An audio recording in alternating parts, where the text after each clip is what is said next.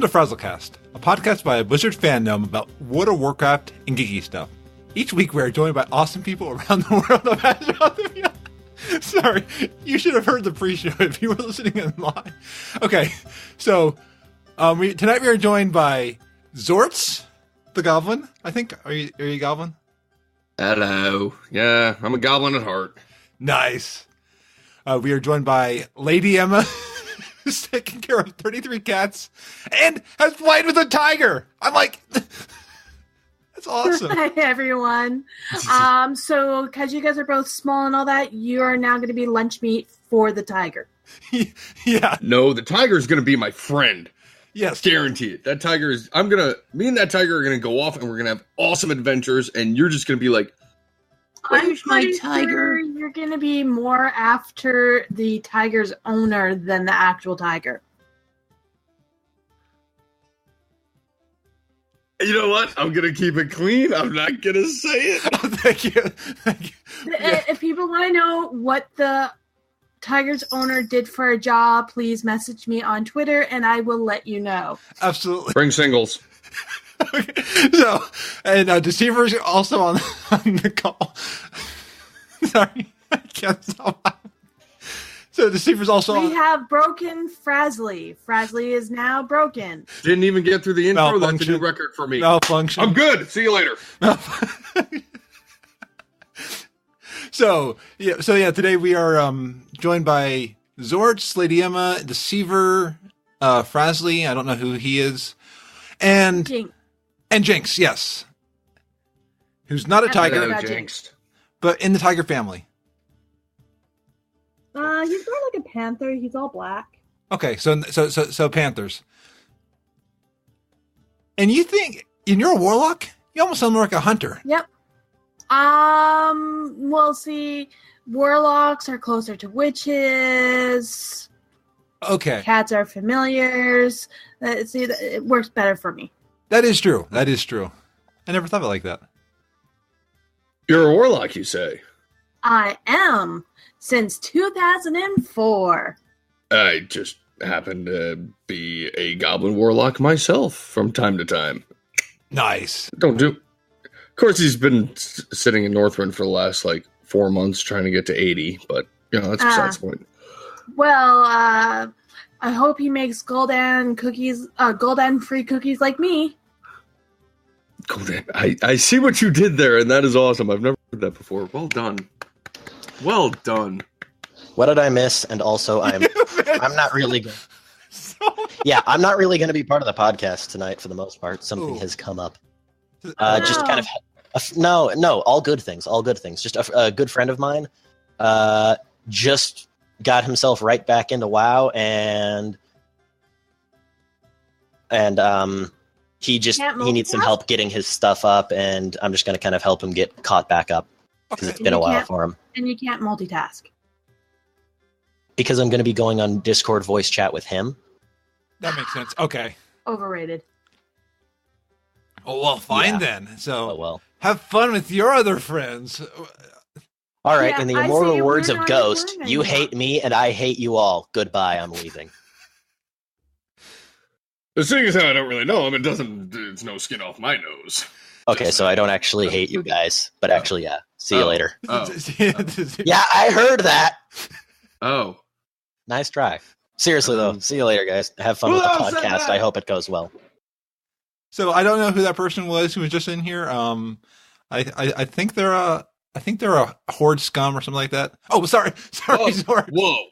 Whoa. You're a goblin. Whoa. You're a goblin. Goblins. Whoa. You're on the horde, but you also work with the Alliance, and I've worked. Well, he could be working with Booty Bay. Absolutely. So see. Whoa. Oh yeah, on this show we're an Alliance show, but we bring on horde. We're Alliance Cats and Pokemon show. Absolutely, and because Deceiverr. Wow, I am in completely the wrong place here. Except for the cats. Cats are awesome. Yes. Yeah, Jinx is now taking up my desk. He's now cleaning himself, which is good. That means he's not in front of my computer screen. Just as long as there's just as long as you don't put in any salad dressing. That happened on another episode. Jinx sat down in salad. and then started spreading salad dressing everywhere. I have no salad dressing on my desk, but I will be having sour cream and salsa on my desk soon. Oh no! I can say there's salad. Sounds like somebody's having nachos or tacos or another O's.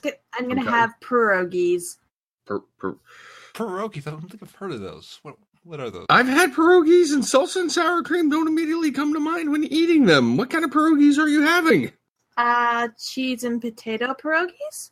Okay. That are pan fried, Okay. and they'll have melted cheese on them as well, and some sausage. And I like to dip them in sour cream and salsa. I'm gonna have to try that. That actually sounds like a very nice slice of awesome.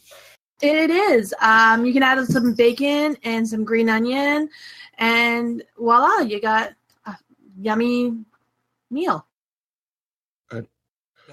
That sounds delicious.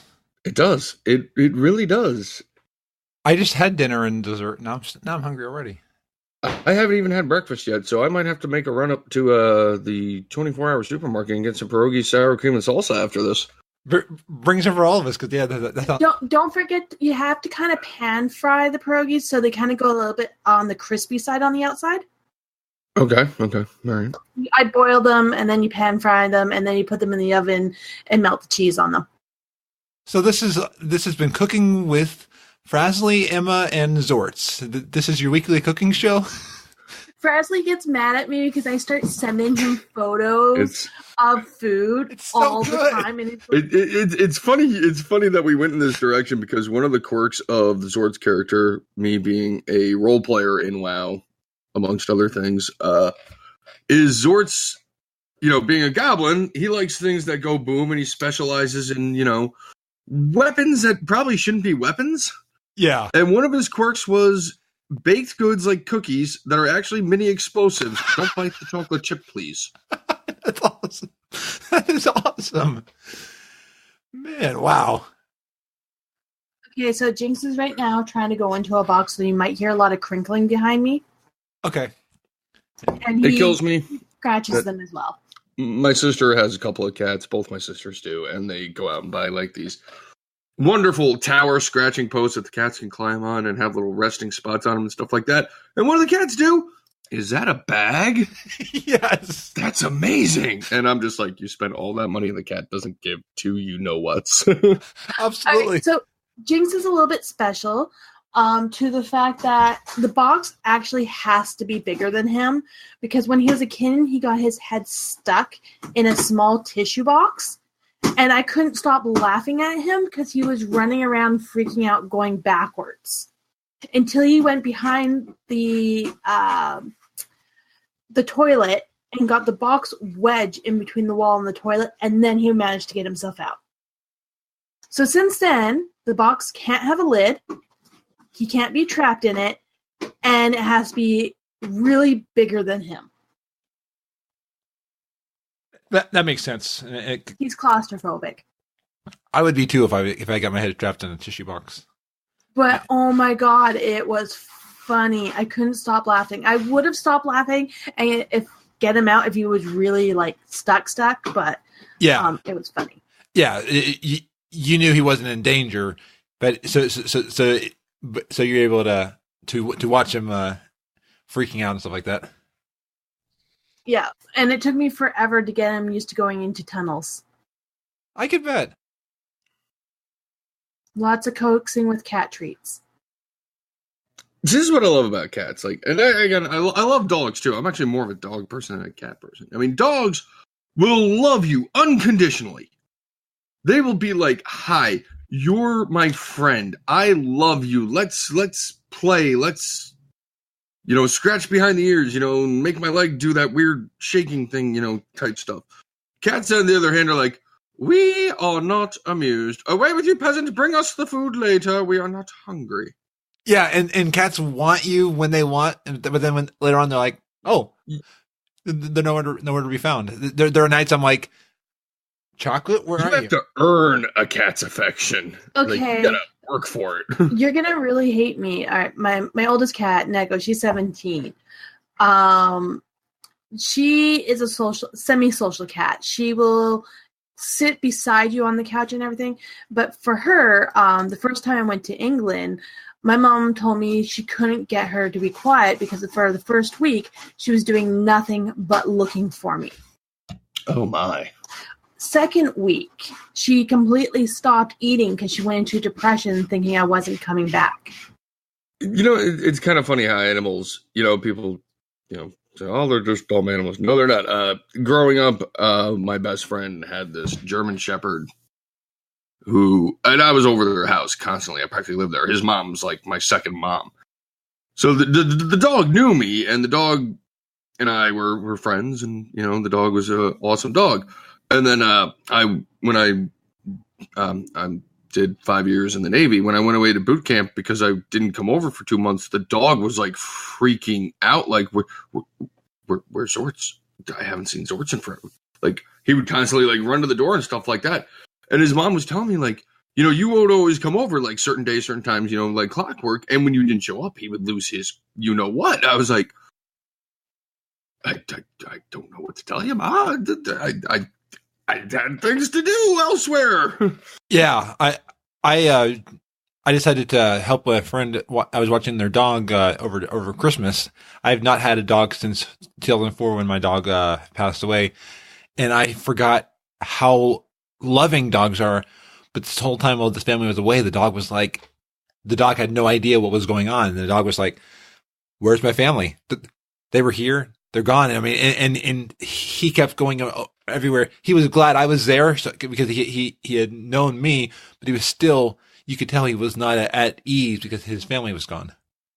Yeah, my sister and her husband recently adopted a dog, and I got to know the dog pretty quickly. But they went to a Red Hot Chili Peppers concert one night, and they needed somebody to make sure the dog had his evening walk and stuff like that. And happened to be my night off from work, so I was like, yeah, I can do it.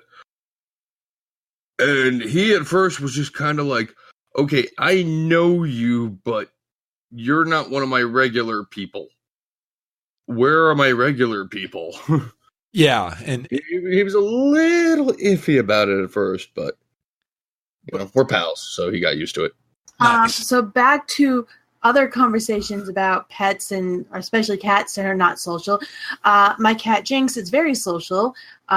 Where I used to live in an apartment, I met my neighbors because of him, because he would run out of my apartment and went straight into their apartment. And they had cats as well, and so he wanted to play with his cats, and I would have to say, "Oh, I'm sorry, can I go in there and get my cat?" That's kind of awesome. Yeah. On top of that, my cat likes me way more than my boyfriend, to the point where if I leave and my cat knows there's a window I'm going to be at, or with the door I left at, he will he can't really cry. He's kind of pathetic. He has no voice, but he tries to cry, and he will scratch at the door like I have just abandoned him. Oh man. Wow. And then as soon as I get home, he bolts right to the front door, unless it's my regular schedule, like at work. So he's always by the door when I get home. It's kind of like Dog. Well, no. One of our cats does that whenever someone in our house is gone, this cat who's gravitated toward that person knows that they always come in this door. So, like, you have to be careful when you open the door that you don't hit the cat in the head, because the cat's waiting right by the door for this person to come back. So, No, animals are awesome. I've had so many different types. 33 cats. 33 different cats. I've had 4 different dogs. Probably 6 different rats, 4 different ferrets, probably 7 different rabbits. Mice, I don't know, because ours accidentally breeded, so it's probably in the hundreds. Wow. Frogs, newts, macaw, doves, budgies, hamsters, guinea pigs. And we'd like to thank you for joining us here on Pet Chat.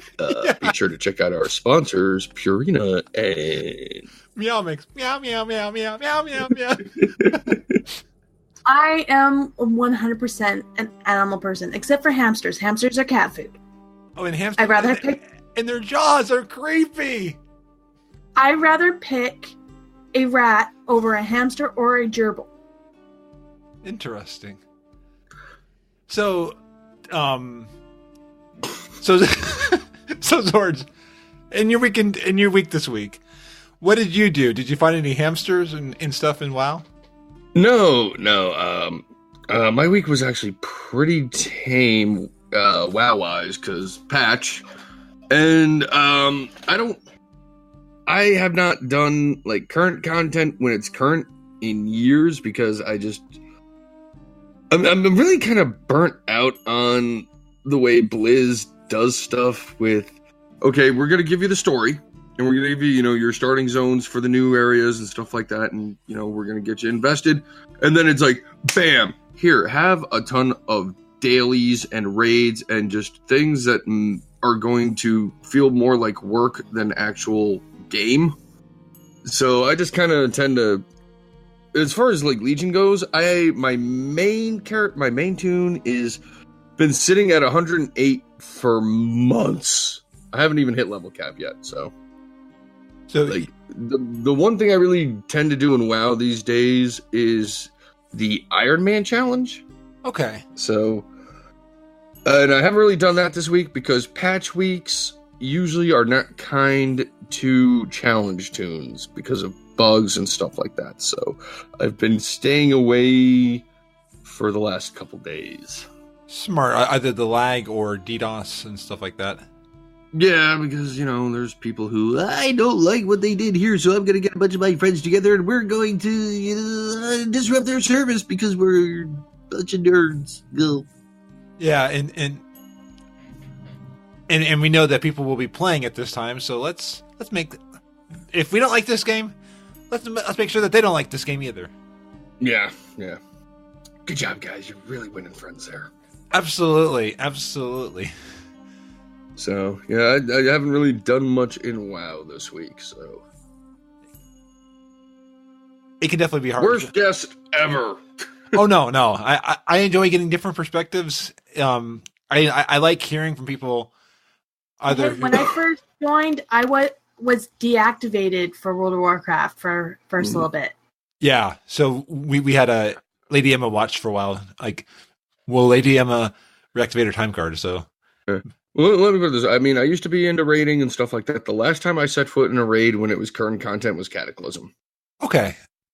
So, I didn't really do much with Draenor or Mists in that respect. I mean, I quested through the zones and got my story through that. But in terms of, like, the higher tier stuff, just I'm a babe in the woods, and I'm probably going to stay that way just because I've had too many bad experiences in those areas. And it can be fun doing old content. Like I had a few months where I did Draenor. I just worked on Draenor during Legion and I get game Pathfinder, and there it's pretty easy to do that stuff, and it's also pretty unstressful. Yeah, I like to go back and, try mount runs and stuff like that. I'm still, after all these years, still trying to get the Ravenlord to drop. Do you have the from Burning Crusade, and that's a disappointing experience every week. How many runs are you on the Blue Proton Drake? I haven't tried it yet. Okay. I've got like tunnel vision. It's like, I want that freaking Ravenlord, and I'm gonna get it. I have the Ravenlord. I don't know if I doubt I have that one. There's a site. I have 330 mounts. So. Yeah. Mini cats, a lot of food, mounts. I like to collect things. And animals in real life. Mm-hmm. But nice. Hi. She's got the Ravenlord, okay? Mm-hmm. I also have Ashes of Alar. Oh, I don't care about that. That isn't even on my radar. I'm like I said, Raven Lord. I my also friend, have the Nixia, I don't have that one either. and I also have the Raven Dare Death Charger. Oh, and I have Invincible. How can you see it if it's invincible? I had to do the joke. I also have the Time Lost Proto Drake. Oh, I've got the blue Proto Drake after 6 runs of that one dungeon. I have no Proto Drakes. I have the blue Proto Drake too. In addition to the Proto Drakes, how is your People week? I hate now. Emma, Spark. But here's the great thing. With me, I will gladly do mount runs with people. Okay, so only issue is Xortz's horde. Hey Xortz, do you want to change to Gnome and join CTR? I have some low level hordes. Did you just ask if I wanted to be a gnome? Yes. You don't have to be a gnome. You could be anything on the line side on AP. Just don't be a smelly human paladin. I'm kidding, all the paladins out there. I'm kidding. That People person. I hate part 2. Frazley, Spark. I'm so sorry. Or am I sorry? I am sorry. No, you're not. Hey, be glad that I had a stage where I was everybody had to be a gnome many months ago. I'm now finally past that. I remember this phase of your time, young Frazley. Yes, where I had 8 gnomes. And I think I've got like 2 or 3. I still got all 8 characters on my account, but on AP I don't have all those. And I do actually have a human paladin. So.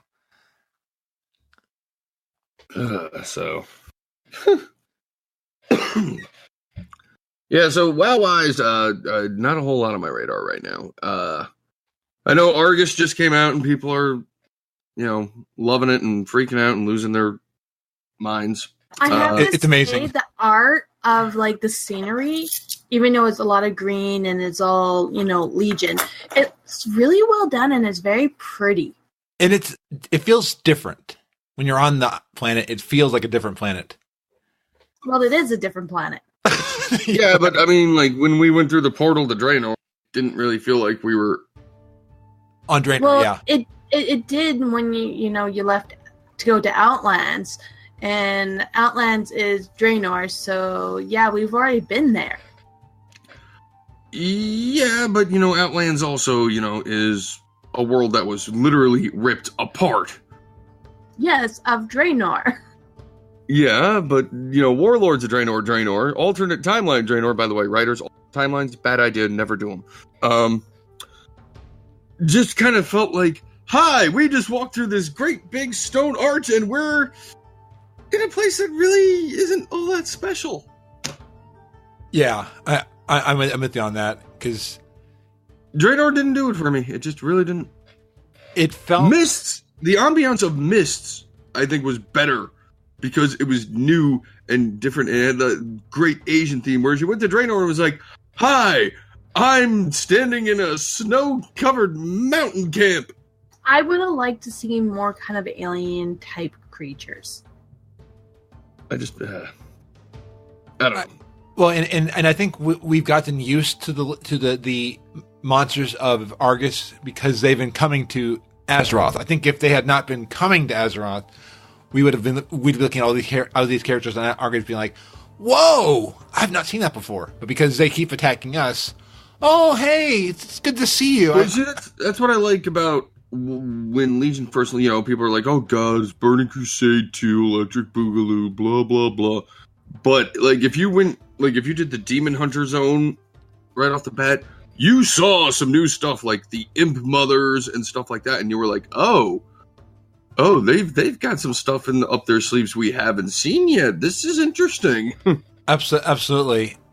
And on the Warlords, I've been doing a paper on Blizzard, and I just put a paragraph about how I feel like Warlords was part of Activision saying, "Hey, We've turned Call of Duty into a cash grab series.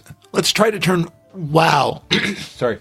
Let's try to turn WoW into a cash grab series. And I think when the fans said, no, we don't want what you did with Warlords, we want you to go back to WoW, then that's when Blizzard said, we need to go back to our basics, find out what are we good at. And that's what we're getting with Legion, and then what we're getting with stuff coming up. Because you know what they messed up? There wasn't enough Raffion. Yes. Even this expansion, I haven't seen anything. Where is Raffion? I'm thinking we'll see him on vacation. He's had a busy few years. He just needed a break. He's sitting somewhere in that little resort down in Frazley, that Goblin Spa. He's in disguise. The last we heard, he was in Draenor. He caused issues for Admiral Taylor. Yeah, and he tried to warn Admiral Taylor, and Admiral Taylor didn't trust him. And then you saw him a little bit with the legendary ring quest in the background, and that's it. And then he went on vacation. He's at the Goblin Spa in Frazley with Jaina. Oh, Jaina. Jaina. I got a feeling she's going to break my heart. She's going to go on like a mass destruction. I'm okay with that. She's going to be like a raid boss, and we're going to have to kick her ass. Not this goblin. I did crazy, so. Yeah. So speaking of Raffion, Lady Emma, how was your week? My week has been good, even though I was here on Tuesday, so it's update from Tuesday. I did go to Argus yesterday, so nice. Yay! I got pretty far into the quest line. I think I'm on part 2 of 3 that's open right now. Nice. Yeah, I'm working on the Dark Awakening. I just had to do the Order Hall table quest before I could go further on in the quest line. Okay, yeah, I'm not that far yet. I was doing some today, and I'm getting there, but I'm still unlocking some different things. I got distracted by World Quest because like, ooh, relic upgrade. Ooh, relic upgrade. Then die. I died a lot today. Yeah. I didn't die too much. I was very happy with that. But I did tunnel vision to quests and ignored the world quests. Well, in the emissary, I did do a few for the emissaries. Okay, good. Because especially this emissary, as of this recording, is up for another 12 hours. So nice. And enjoying Argus so far? I am finding it fun. There's spoilers, which I can't say yet, but there's stuff I want to talk about down the road that was like, I know I saw the cinematic beforehand, but wow, Illidan, wow. Yeah. I would have done the same thing if I was him. I don't know what I would have done. I mean, and yeah, let's have a talk about that. Let me add. Discuss spoilers on a future show because I want to talk about that same thing. And my cat is meowing in the background. No, you cannot come in here. But nice. So then, beside questing and anything else that you did like noteworthy. Well, we went on a whole Twitter spiel talk, and I might have some leveling buddies soon. Yay! Yeah. I forget their username, but Posty on Twitter has applied for Convert to Raid and will be joining Airy Peak. Yay! And we all blew up his Twitter. Yeah. I actually have played with Posty before in the past. We actually were farming rep to get the insane title. Nice. I'm still working on that. And I am still working on that. I need a lot more boxes, and I just haven't felt like doing it, so I haven't done it. I'm not that far yet. I'm still working on like just the classic Ravenhold. Yeah, I won't tell you how far I am. Yeah, but then again, you're probably working on it longer than I have. On and off since vanilla. Yeah, I can't say the same, but nice. And yeah, I haven't done as much this week. I've got schoolwork done, worked on podcasts.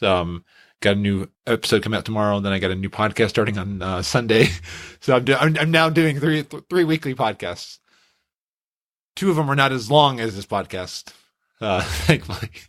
But experienced Argus on Tuesday. Watched Parks and Rec. I'm going through that series for the first time. Hysterical, and yeah, Xortz. I think Ron Swanson is my favorite character. I think I lost sorts. Maybe when I said stuff about the Horde. I'm sorry. I streamed Argus today. This is my second stream in a long time. So both of the replays are on YouTube. Fast forward through the boring parts. Got Frazley up to 889. I did world quests. So yeah, that was pretty much my week. Hey, Xortz. Sorry, Ninja AFK'd for coffee. Well, that's fine. Coffee. And speaking of coffee, it's on the agenda. Yeah. Or go ahead. We're having conversation with coffee.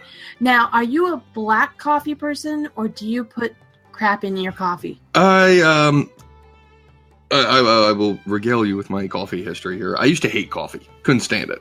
I was the same way. Almost made it through my active duty military career of 5 years without touching the stuff. And coffee is the lifeblood of the military. Oh, yeah. I've not been in the military, but that's what everyone tells me. And then one night my ship was underway for our 3-month float.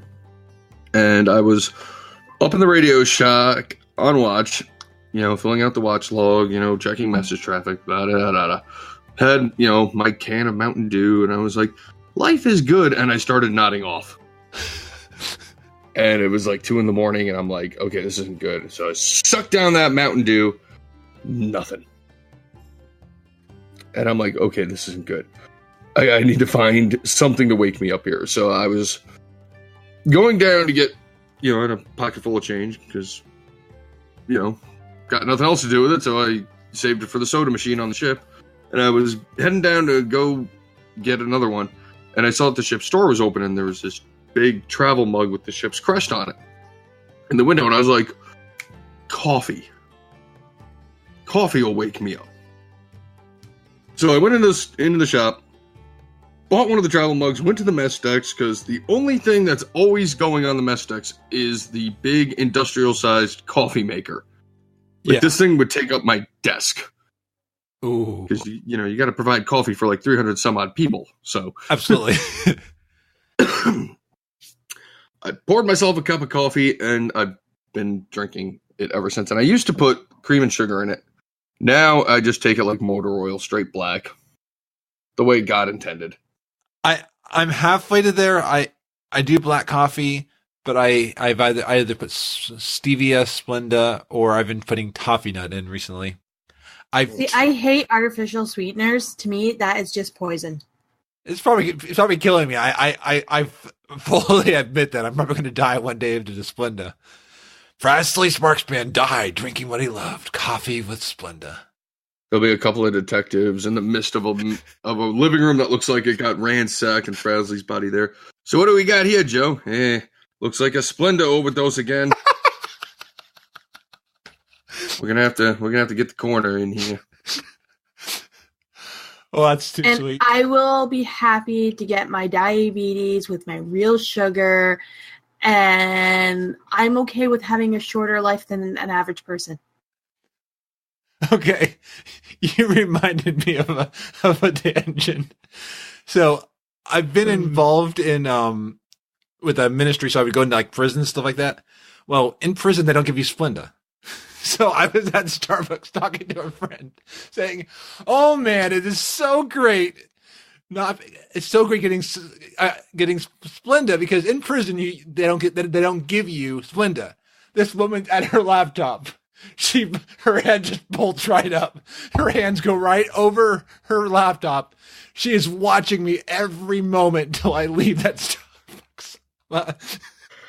Wow, that. So first off, Starbucks. Yeah, it's not good. Do you enjoy overpaying for mediocre? Okay, burnt coffee. It tastes like burnt coffee. I admit that, and I don't say that it's good coffee. It's because there's one like 5 minutes from where I live. I can walk to it. I go to 7-Eleven. Look, I'm a connoisseur. I pride myself on being a connoisseur of gas station coffee. So I'm very, very worried about you, young Frazley. Oh, me? The coffee overdose, or just the going to Starbucks? The Starbucks. You're overpaying for something that's really not worth the money.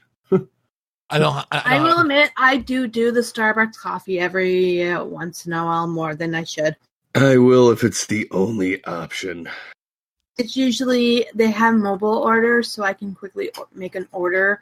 As my boyfriend drives me to work, I do a jump and roll, run into it, grab it, and get into the cart. That's also part of my weakness too. Mm. See, convenience over quality. You poor children. Oh, I know. But some people could say the same about WoW. I'm kidding. I'm a Blizzard fan gnome. So I was gonna send you a photo of my pierogi dinner thing, but I don't know your Twitter handle. Because apparently doesn't Frazley, when he posted the show, doesn't work. Oh no, I used the wrong handle. It's at Xortz the Goblin. I will copy it and paste it in the chat for you. So. Yay! Then I'll stalk you. Hey, I got no problem being stalked. And actually, ignore the capital X. It's all lowercase. So, I think I posted it in the right chat. Yeah. Okay. I think I actually I blame Buffer. I use Buffer, but I blame Buffer because Buffer told me that you were at Wormcast. But it used to be. I recently changed it because the Wormcast is no thing. So okay. And speaking of the Wormcast, just because I found it interesting. So that is or was a RP podcast. Yes, it was a podcast that spotlighted different roleplay guilds on the Warmaster Court server, hence the fabulously original name. No, I think it's awesome. Wormcast, because I had followed you. My old podcast player used to choke at too many podcasts, so then I had to drop a few, and I kept meaning to add him back, and by the time I added you back, the podcast was over, I think. Yeah, it died a slow death. It really did. It hit a point where when I first started, there was a lot of people in the community that were like, "Hey, this is cool. You know, we want to be a part of it." Blah blah blah blah blah. It ran for 2 years, about 83 episodes, 84, somewhere around there. I don't remember exactly. And as time went on, the interest in the community just kind of, tapered off. People weren't as into doing it. And it was just eventually at a point where, everything's got a shelf life, man. Oh, absolutely. And there's a time where you have to ask yourself, is it worth keeping going, or is it? For the number of episodes that I was putting out in the last year really wasn't worth the amount of time I was just trying to find new people to come on the show. I was spending most of my time in WoW sending out in-game mails, trade chat, general chat, trying to find people. And then, you'd get somebody and you'd be set up to record and they'd flake out, or I would forget to mark down that I had somebody on a show and I wouldn't show up, which happened a couple of times, and I'm a horrible person for doing that, but it's life happens. Yeah. The amount of time I had to spend just trying to get the show on the air really wasn't worth the See, Frazley, effort. look how lucky you are to have me and Deceiverr, always around. Oh, I'm amazed. Well, and with it, I mean, it's nice having people, because ever since I started with the roundtable thing, I knew that if there ever was a week I couldn't get people, I'd be prepared to do a solo show or something. I mean, I've tried to make the show pretty easy to move it into different ways. But yeah, I know it was amazing getting you on the first episode, because I told Deceiverr I was doing a podcast, and Deceiverr said, "Hey, let's record." And then I was like, Deceiverr likes lore, Lady Emma likes lore. Let's bring them on. And it was that amazing, that right chemistry. But yeah, Xortz, I definitely can understand getting guests in the time slots. So it was fun though. I mean, I had a blast doing the show when I was doing it. Hated editing it, but editing's not a fun thing. But the actual recording and then being able to put it out there and have people give you feedback on it was fabulous. And I actually have made quite a few friends, not just in the role playing community from it, but in the podcasting community from it. So I met many interesting people, heard a lot of really interesting stories, and sometimes the best moments were when we completely derailed off what the format was. Oh, I know the feeling, because yeah, some of the best episodes so far of Frazley. I mean, we spent how long talking about cats? Yeah, I will be honest. I don't think I've opened the show notes at all today, so I have really no clue what's on them. Okay. I've opened them, I've looked at them, and then it's like, oh wait, I got a notification on Twitter. I have the show notes open, and so far we're going right along the track. I mean, we've discussed a lot of the notes actually pretty naturally. So, and I think I found. I'm trying to remember. I think I found you through the either the podcast or something. Because I'm trying to remember how I found you on Twitter. I know we have a lot of mutual friends on Twitter. Okay. Pommy. Yes. One of them. Yeah, and what she does with the battle pets is amazing. Like she was on the show a couple times. Nice. With, Stormwind University. So, Turnwinkle. Yes. I used to follow your old guild leader. I don't anymore because of reasons. Yep. I'm with you. Because of pink unicorns. Yes. Yes, the unicorns are pink, not white. They're pink. Absolutely. Sure. Why not? Yeah. Pink unicorns, goblins and gnomes. Who knows? It's a crazy world out there, kids. It is. And Ardone and Darwin. I can speak. No, I can't. I can't. Darwin will take its course. Yes. I like her. We can be friends, Emma. We can be friends. Yay! And I will send you lots of food photos. Frazley, creating friendships since June of 2017. Yeah. So yeah, it was I'm actually surprised the show lasted as long as it did. I figured we'll be around for 6 months and that'll be it. No, 2 years. So I'm proud of that. Oh, absolutely. And already from what I've seen of like the editing and processing of a podcast, that's a long time to keep it going. Yeah, and I did bare bones editing. Like I would get rid of dead air, lip smacks, sneezes, cough, stuff like that. But mainly, unless there was something really screwed up said during the course of the show, what you heard was pretty much the show in its entirety.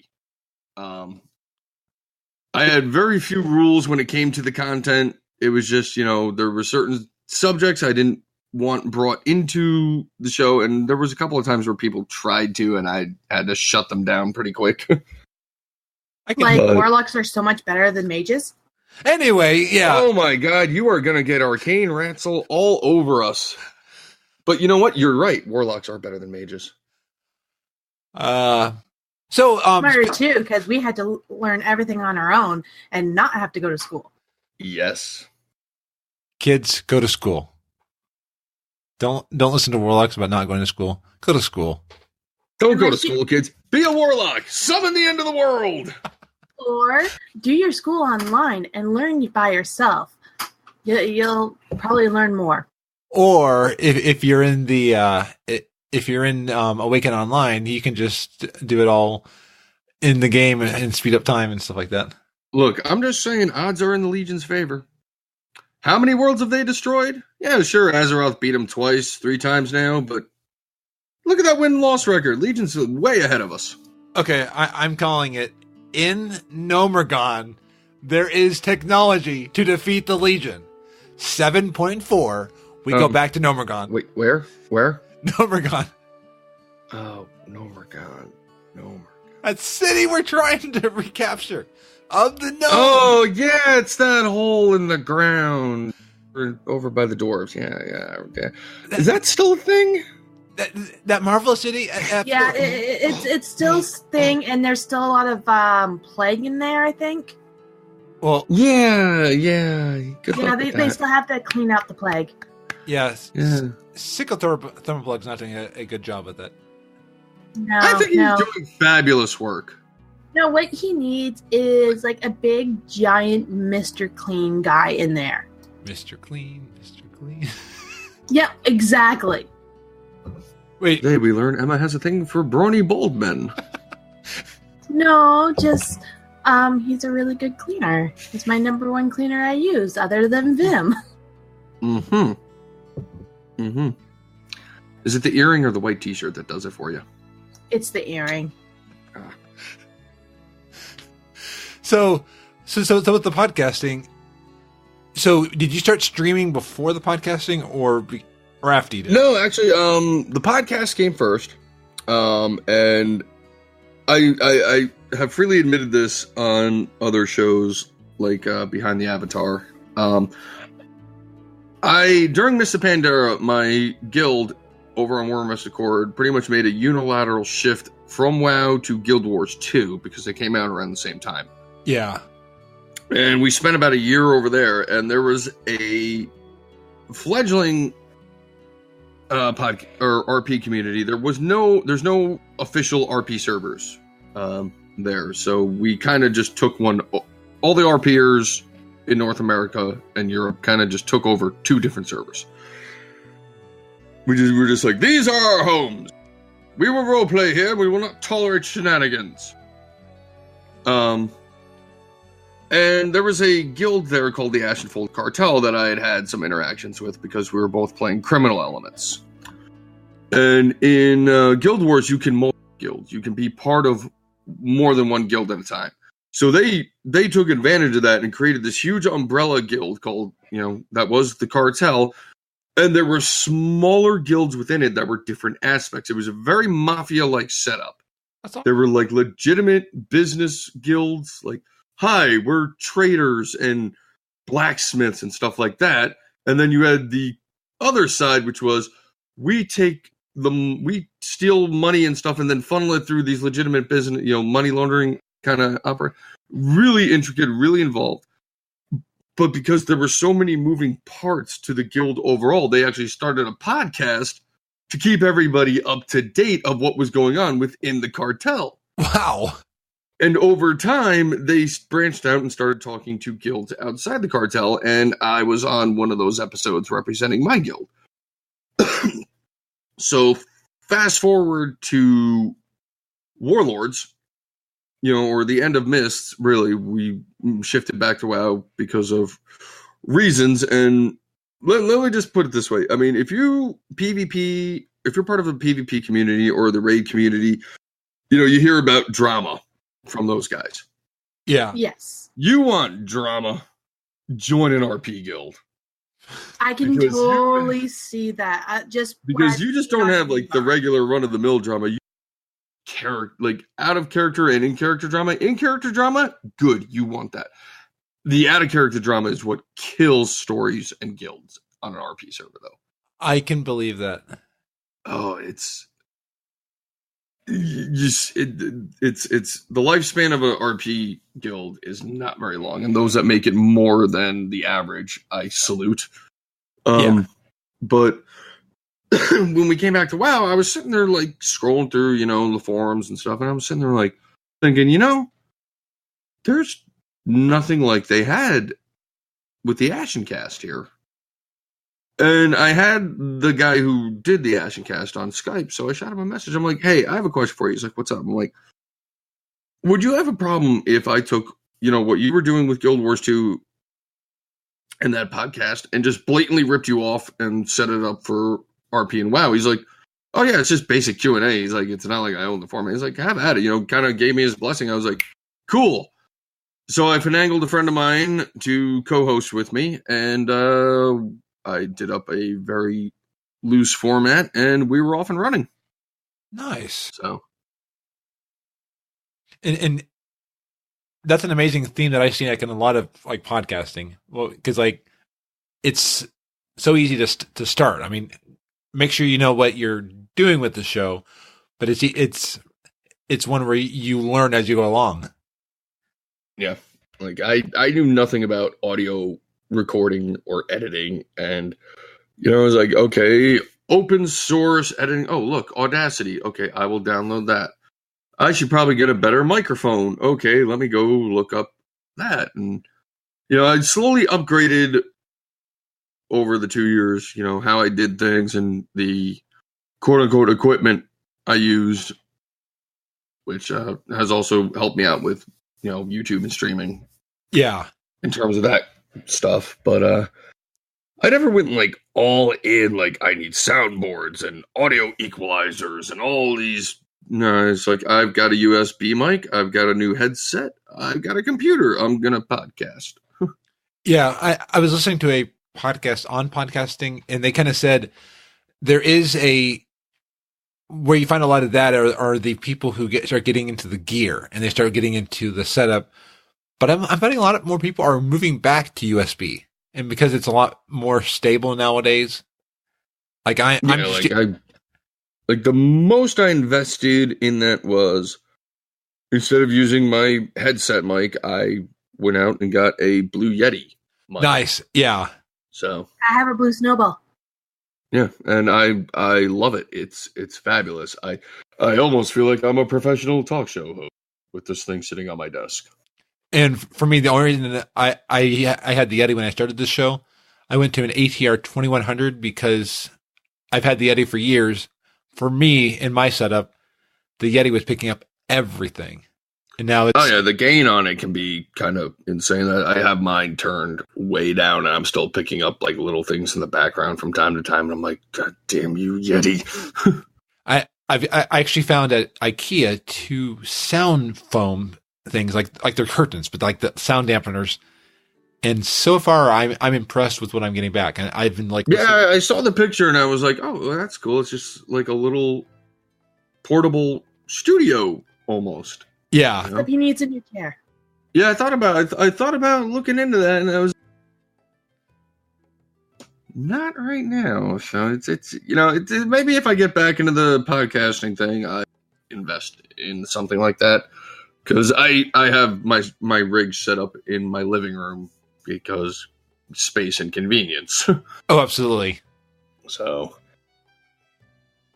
Well, and which is why you probably hear like motorcycles driving by, because main road outside of downtown. Good job. Thanks, loud people. I've got just get like an on the air sign for the front of the house. Don't drive down my street. If you're an ambulance in an emergency, don't get on our street. Yeah. But you go around, you make that person wait for their medical care. I mean, what? You are not prepared. Yeah, preparation was never my strong point either. That was another. That was like my approach to the show was unless I knew the unless I knew the guild directly, I didn't do a whole lot of research on them because I wanted to learn about them with the audience. That's cool. Well, and especially for RRP. Yeah, like I had guilds on that I thought. Actually, I found my second co-host through one of those guilds. There was a guild called the Servitors of Lothar. Just based on the name, you would think, hey, these are law-abiding, wonderful paladin and good people, right? No, this was a guild that was founded by like a hooker.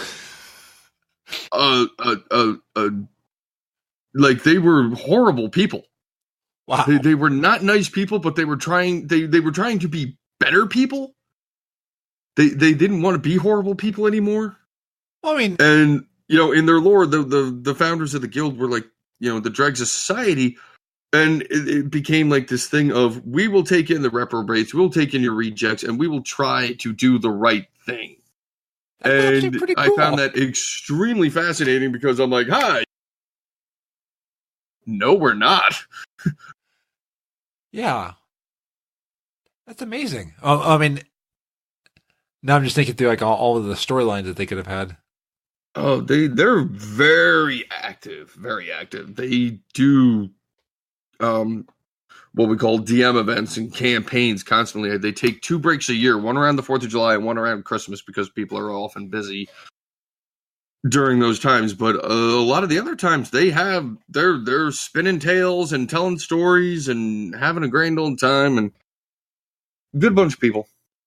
That's the one thing I didn't get it as much into as I should have back when I was on RP, because I was looking at like all these stories and all that, and there's some amazing things you can do with RP, and I just had like, oh god, I mean, this story. There's probably some people out there listening, cringing like, oh god, it's a dirty RP. Yes, we are the nerds. The other nerds that play the game make fun of it, and you know what? We're fine with that.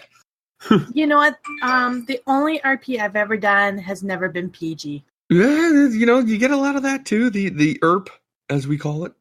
Like Moonguard?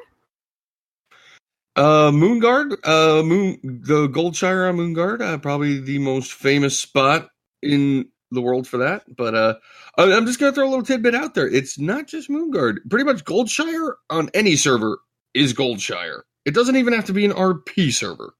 I think I've seen that, especially on Airy Peak. Yeah, look, I don't know what it is about Goldshire, but it just happens to be that kind of. It's just that part of town, man. I know Goldshire is not like it used to be, because back in Vanilla, when I went to Goldshire, it was just a nice little town. Then people moved in, and you people moved in and ruined it. What do you mean, you people? I don't know. I don't want to. It's because I'm a goblin, isn't it? Absolutely. Yeah, that is. Yeah, can't trust goblins because all they want is money. And the problem with that is what? Because it's more than just money. It is for us all to be happy super friends. Yeah, that whole happy thing, I don't really do it too well. You're a goblin. Goblins can't smile. Yes, we can. When you get money. Goblins have the greatest smile. I'm getting rather interesting tweets from Emma now. Nice. I don't know what you're talking about.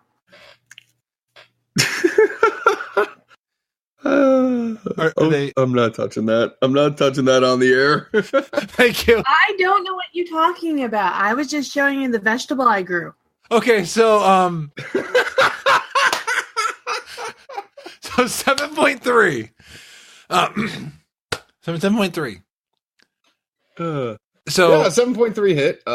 Yeah. And as I said earlier, I have nowhere near touching it yet. I really need to get off my butt and get my hunter to 110 and get Xortz, the actual Xortz character, out of Northrend. He sat in Outlands for 3.5 years, so he's just taking this time, probably building a little a little business. I'll get in this groove and I'll get a couple levels and I'll be like, ooh, there's something shiny over here.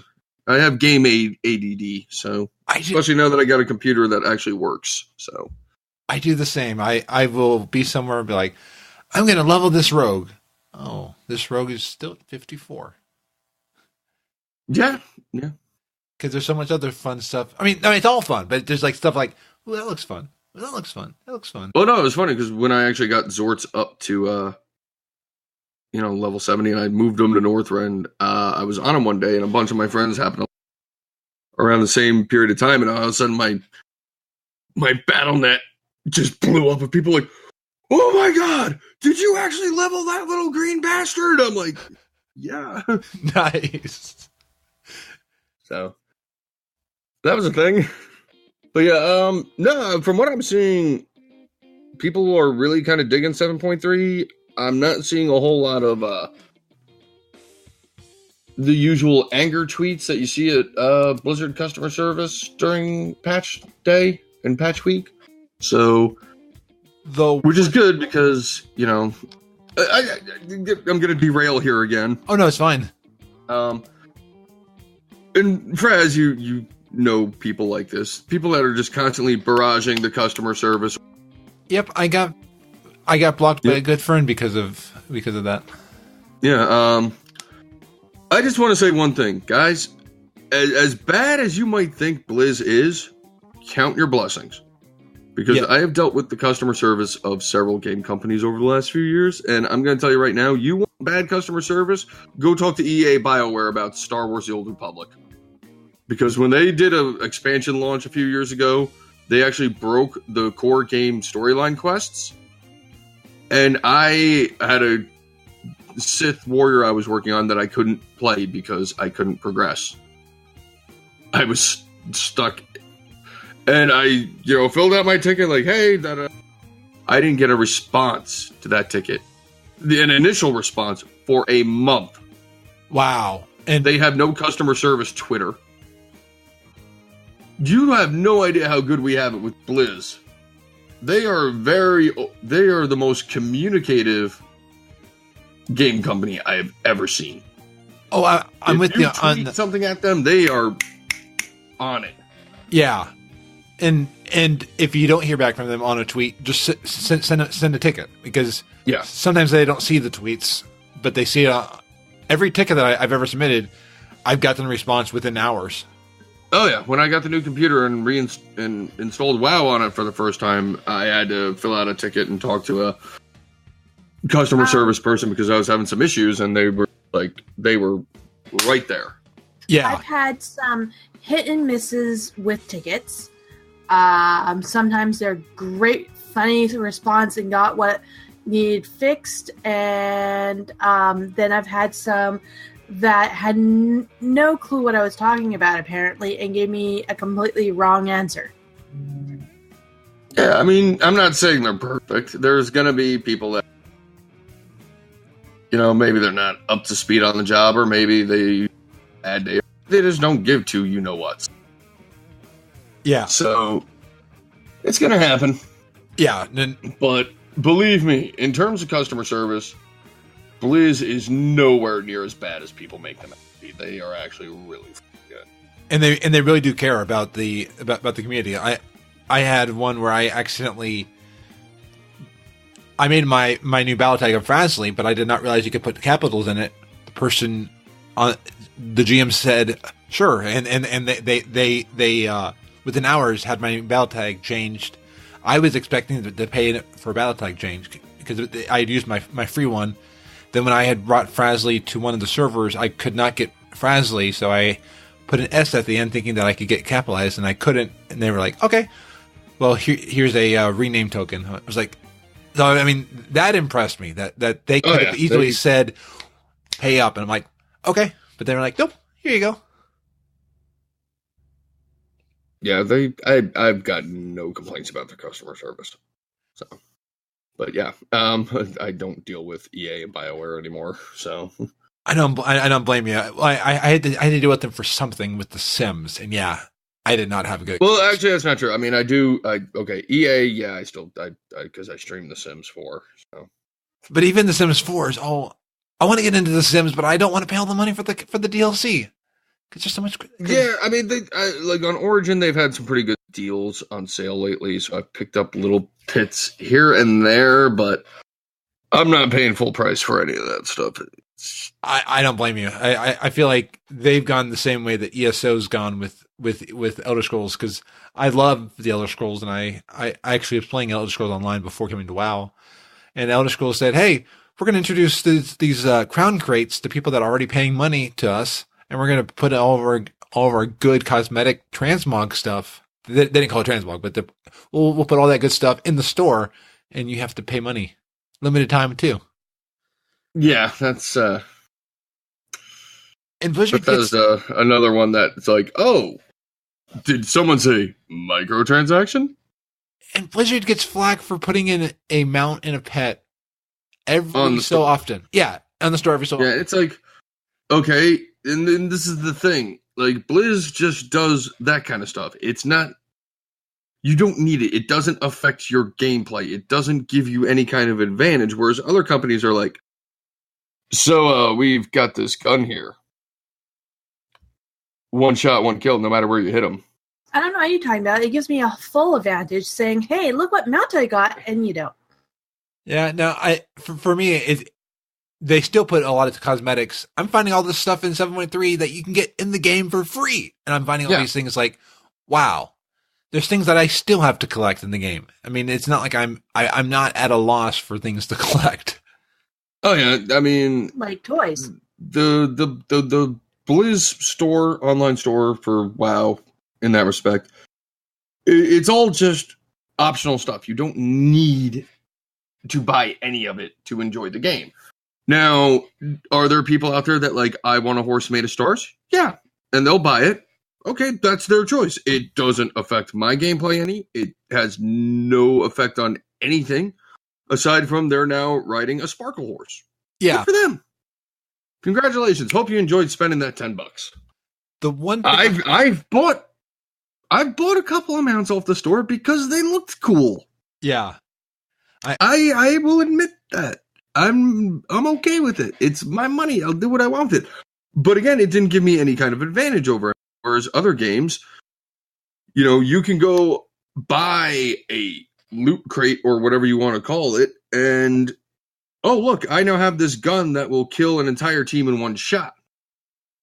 Yeah. That's OP as fuck, and it does affect gameplay. Sorry, I didn't mean to say that. Oh, no, you're fine. We already went explicit like an hour ago. So we're yeah, okay. I think I even slipped. Oh shit, okay. Now the floodgates open. Ladies and gentlemen, I'm the real Xortz. Prepare to get your Q-tips ready because I'm going to pollute your ear space. No, just kidding.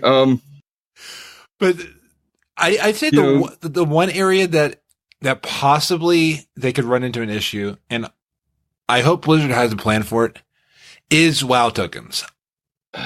No, with the rising price. I know. Yeah, see, this is where I think they screwed up. They should have I mean, it was I think at the core of it, it was an interesting idea. You can use a WoW token to buy StarCraft or buy Diablo 3 or buy Overwatch or buy cosmetics in Heroes of the Storm or Overwatch and what have you. And now, you know, with them starting to integrate more of the overall parent company of Activision, stuff like Destiny 2 into their repertoire, which I'm not sure how I feel about that, but we'll get to that later, I'm sure. Yeah. The WoW token, they really kind of have screwed some people over that can't afford the monthly subscription and maybe could get a WoW token off the auction house for their in-game currency relatively cheap, depending on what people are selling for in the market and people undercutting each other. You know, the best thing about the auction house is undercutting people. I'm going to admit that. Oh, absolutely. That's sort of screw you, gold sellers. But now, and I know Ro from Realm Maintenance tracks this, or follows somebody who tracks it, and he's constantly tweeting about it here and there. The auction house prices on that have gone through the freaking roof to the point where I know people that are good at making money in WoW, and even they're like paying that. Yeah. It's a WoW token.info because I actually follow them on. I get a notification from them whenever they update the North American. Right now, North America is at 156,000 gold per token. I've never had that amount of gold on any character. I know people. What I should do though is buy a couple of WoW tokens and put them on the auction house. And you'll have that gold. Maybe. I've bought some WoW tokens. Some's probably using it very lightly, but yeah, I've bought WoW tokens. It's, but like, I'm with you on the cap because I talked with a few people who don't play WoW anymore because they can't afford the 15 due to different reasons, and then they said they can't afford to get the gold for the token. Yeah, it's like there's people out there that are like, I need to pay for my WoW time, I need to get a token, and they're not enjoying the game because they're grinding out profession stuff like that and trying to sell stuff on the auction house so they can get the gold to buy the token just to repeat the cycle. Yeah. I think WoW or Blizz really kind of needs to rethink this because they're hurting the play of a lot of loyal customers. Oh, I'm with you on that. I think there's going to be people like, oh, it's only $15 a month, but you can set it up so you can, it's not recurring. Oh, wow, the fireworks at the ball stadium are going off. Wonderful. Oh, nice. Yeah, there's a minor league baseball park further down the road and home games. Every home game has to have its fireworks, of course. Absolutely. Yeah, wonderful. Anyway, so if you hear something that sounds like gunfire in the background, don't worry, I'm not getting shot at. Okay, that's good. Yeah. Or maybe there's some people that actually want that to happen, but whatever. That's why I said yet.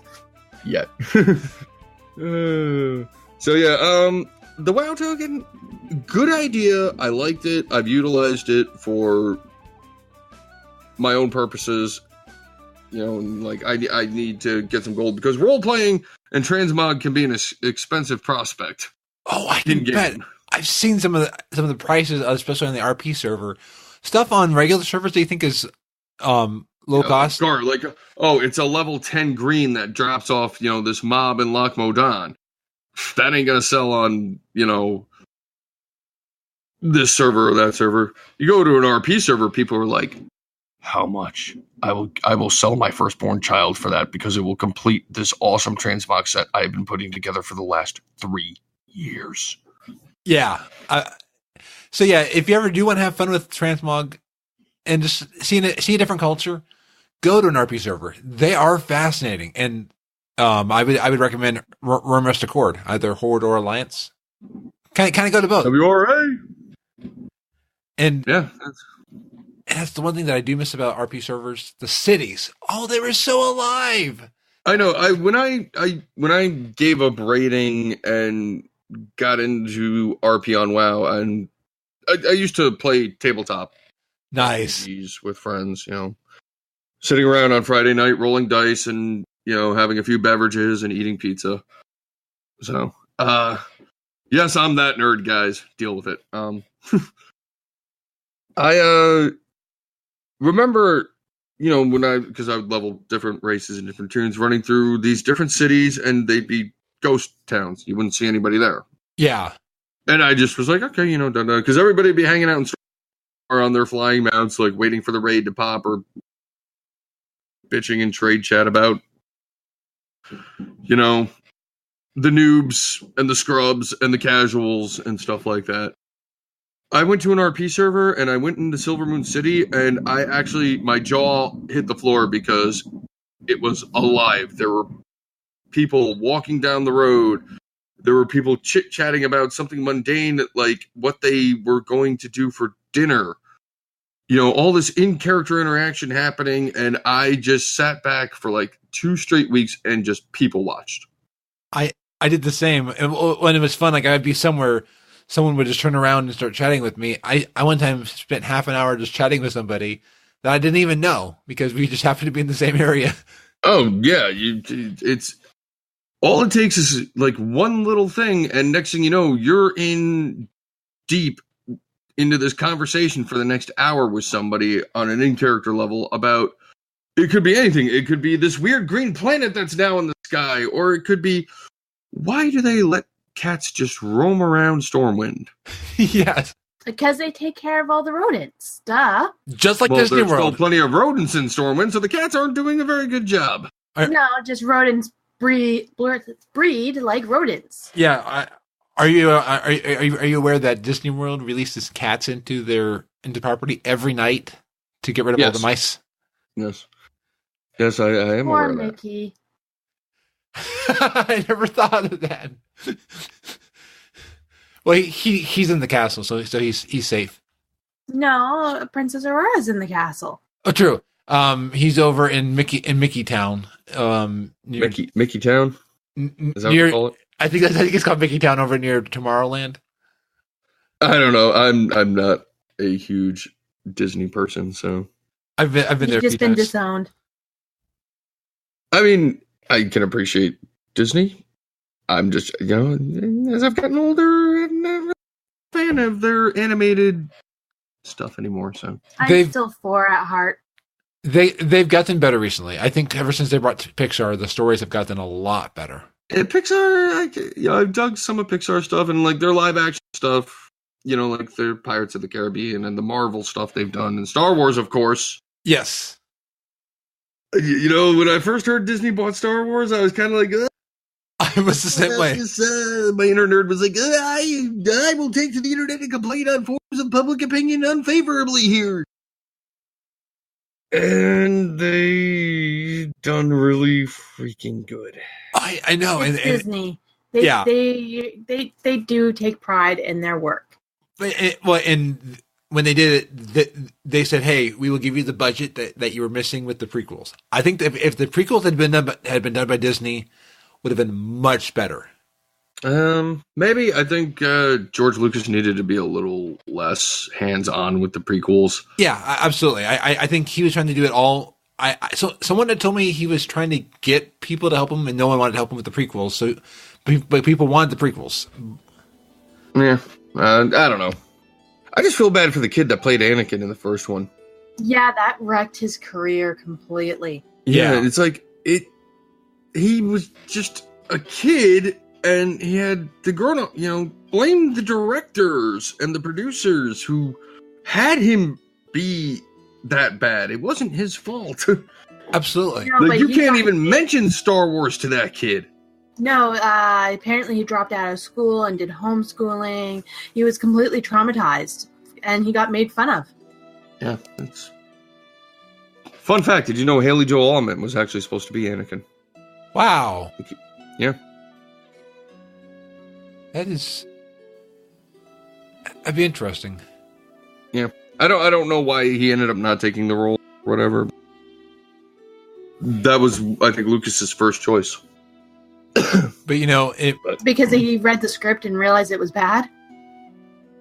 Maybe he realized it wasn't his destiny to be Anakin in the newest series. See what you did there. Thank you. So Destiny 2 just had its open beta. 2. Did you get a chance? Not familiar with the series at all. Never played Destiny 1. It's one of those games that just never really sparked any interest for me. So I don't know what I don't think I'm going to be able to contribute much to this, my man. Oh no, don't worry. I got Destiny because I was a huge Halo fan, and I went through a period where I was all Sony everything. Don't worry, I'm not going to be leaving my Blizzard hype. I've always been Halo isn't Sony. No. I used to have an Xbox. I never went to the 360 or the Xbox One, which was just the Xbox with one on the Xbox One X or whatever they're calling it now, the next iteration. Well, I mean, PS4 Pro now. I mean, it's like, come on. But yeah, no. I mean, like these names, they need to be original. But well, I mean, look, Xbox One and PlayStation 4 Pro still better than Wii U and Switch. I like my Wii U. Like but I'm a huge Pokemon fan, so that's pretty much why I got it. Yeah. Well, I'm not saying the console's bad. I don't own one. I stopped caring about Nintendo years ago.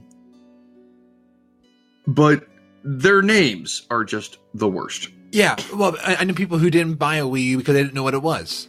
Yeah. They thought, Like, I already have a Wii. The GameCube was actually really good, and the name was fine. Yeah, the GameCube was a solid system. Nintendo just was crap at marketing it. Yeah. Well, Nintendo doesn't market very well, period.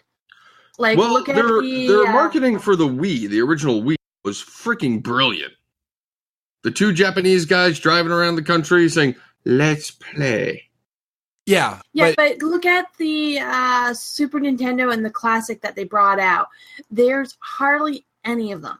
Yeah, that's Nintendo's game, if you will. No pun intended. Because they do the same crap with the Amiibos. They create an artificial demand for it by limiting the supply. And then it's gone after they're done. Like, oh well, you better have gotten it when you like. But I want it. Yeah. I almost got a Switch because I had a little bit of extra money somewhere. I could have pulled a few things together to get a Switch. But then I was like, okay, I got to get Breath of the Wild. And with the Breath of the Wild, there are Amiibos to get you things, and you can't get those Amiibos for Breath of the Wild. I'm like, okay.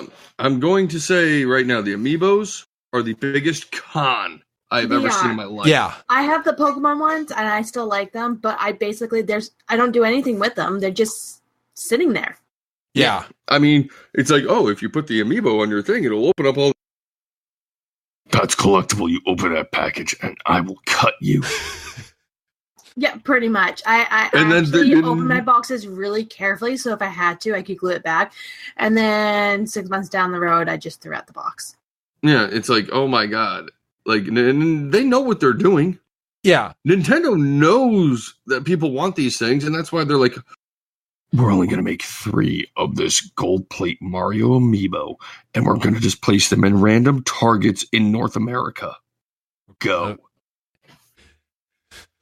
You sounded like a goblin for a second. He is a goblin. Hey, how you doing? Time is money, friend.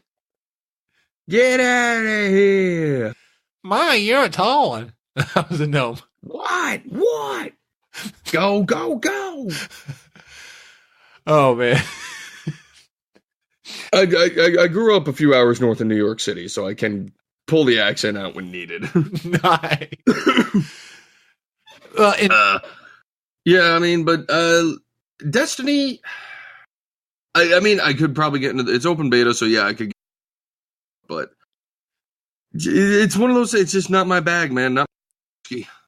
I got into it because, again, I was like, I could play Halo on the PS4, so I was like, yes, I can. Or back then it was PS4 because I launched PS3 and PS4. I had PS4 at the time, so I got it.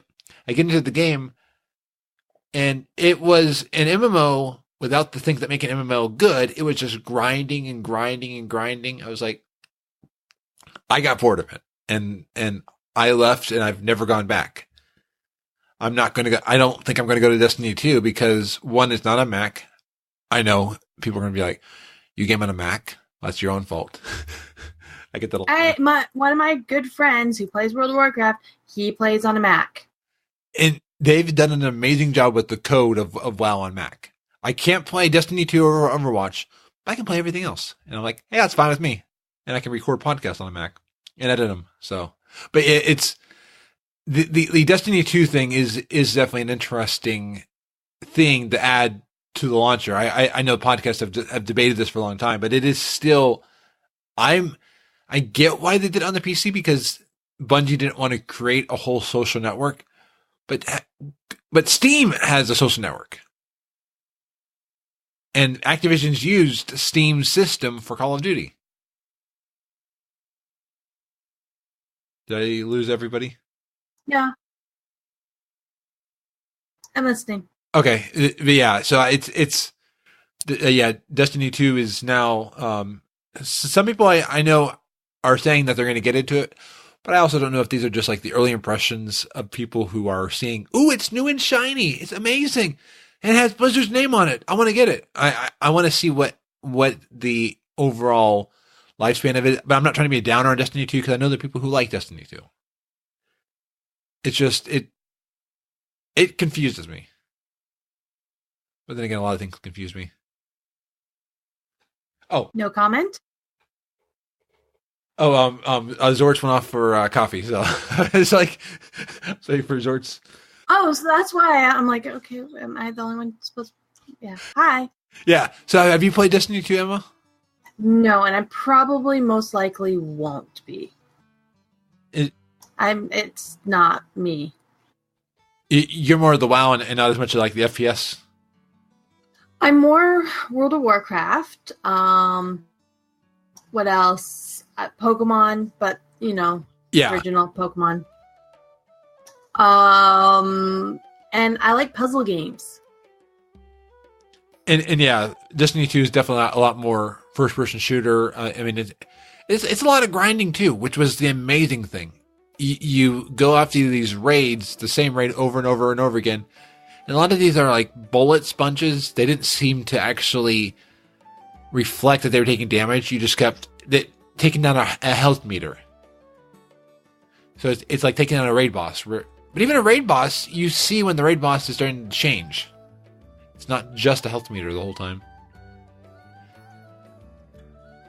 Yeah. Yeah.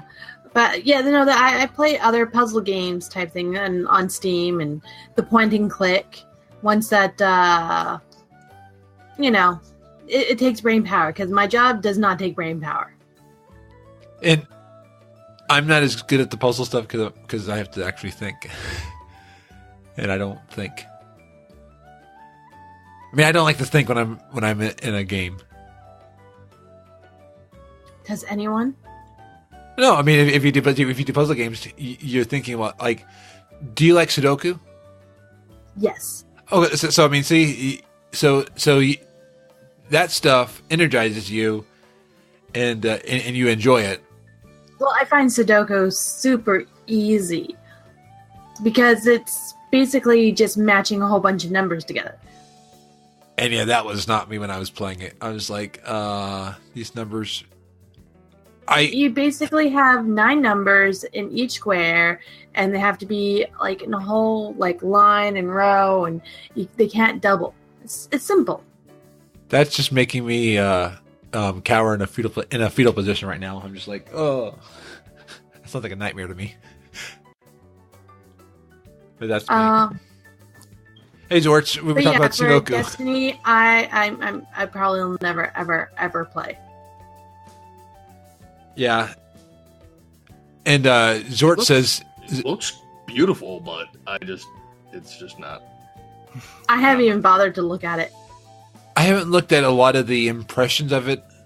I'm just remembering like what I saw in Destiny 1, so there's probably someone screaming like, Destiny 2 is so much better than Destiny 1. You're making it. If you even compare it to Destiny 1, I'm gonna kick you in the face, or something like that. Yeah, I mean, games like that with competitive co-op, like a Destiny or a Heroes of the Storm or Overwatch, just to keep it in the Blizz family here.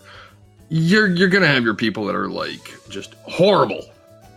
I don't mean horrible at gameplay, but they're just horrible people in that environment. Yeah. So, and I had the same issue with Borderlands. I actually liked the feel of Destiny and feel of Borderlands, but everyone was telling me you need to have your friends with you, and it's like, there are times I don't want to be with people. I just want to be by myself. I'll go into a raid and stuff when I want to be with people, but there are times I just want to be by myself. And if the game's not going to be as easy or as fun if I'm not with somebody else, I don't want to play it. Well, one game I've dabbled in with both solo and with some friends, PlayerUnknown's Battleground. I've heard a lot about that. I will tell you right now, it is a lot more fun with friends because, if something goes horribly awry, it's hilarious. I tend to play with some people, I don't know, you might know them, Frazley, Tark, or know of them, Tark Frostborn, Turnwinkle. Yes, and a few other people. They used to be the Looking for Roleplay podcast. Okay. And one you might want to look into is Navarre Impossible or Navarre-SSS. He plays a lot of PUBG. Yeah. So there's been some hilarious moments in that. And I've also done solo games, which solo games can be rough because it's all RNG. And it's all about when you parachute in, where you land, and is there a decent weapon or any weapon at all nearby. And quite a few times I've gotten in, I've hit the ground, I find a pistol, I load the pistol, I run outside the house, and there's a dude with an AK-47 who just rips me to shreds. And is that AI or a person? It's all people. There's you can have up to 100 people on a map. Wow. And it's pretty much, it's a battle royal. You can either do solo, duos, or squad play. And you're matched up with what you choose in that respect. So you're not going to be a solo person fighting a bunch of squads unless you were part of a squad and the other people in your squad died. So if you're solo, then it's like a death match, kind of free for all. It's all death match. It's just depending. It's the number of people you're with can fluctuate. So, and are you on voice chat when you do that?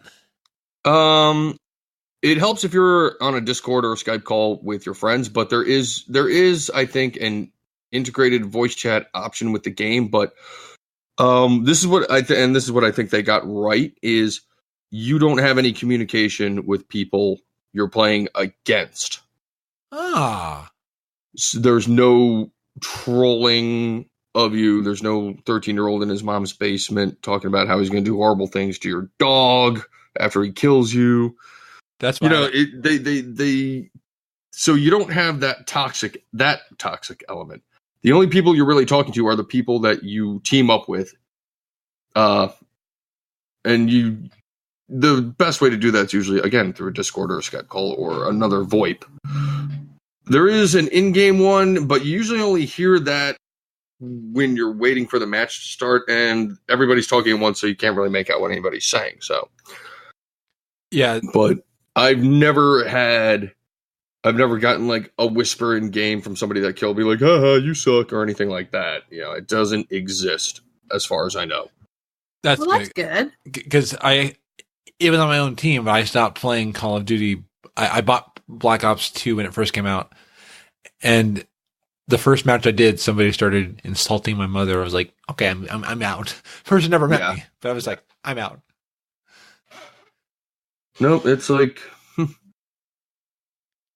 it's a lot of fun, and a lot of fun things can happen in that game. I was doing a duos with Termical a few weeks back, and we got geared up. We found some nice bulletproof vests and helmets, and got decent weapons, and we found a Jeep, and we were cruising around the countryside.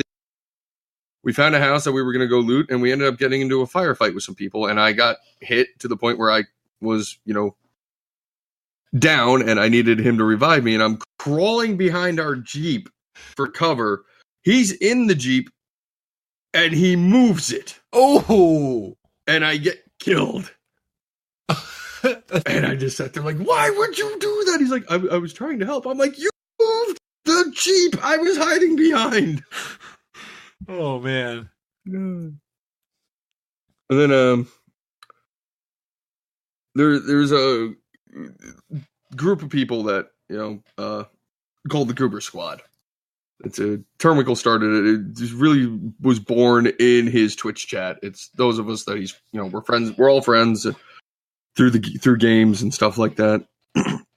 Well, there's been a debate between me and this dude called Derpster about steak. And this is a very serious matter here. He likes to put ketchup on his steak.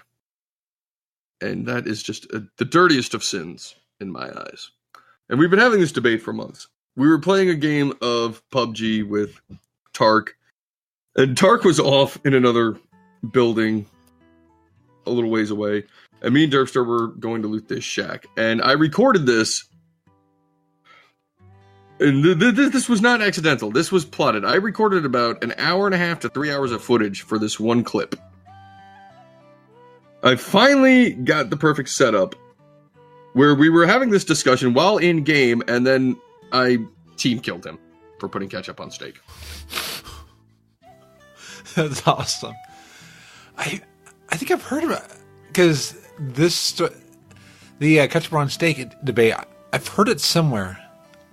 Probably Oh, Twitter. it's been all over Twitter. Okay. The clip I put the clip on Twitter with this is what happens when you sin.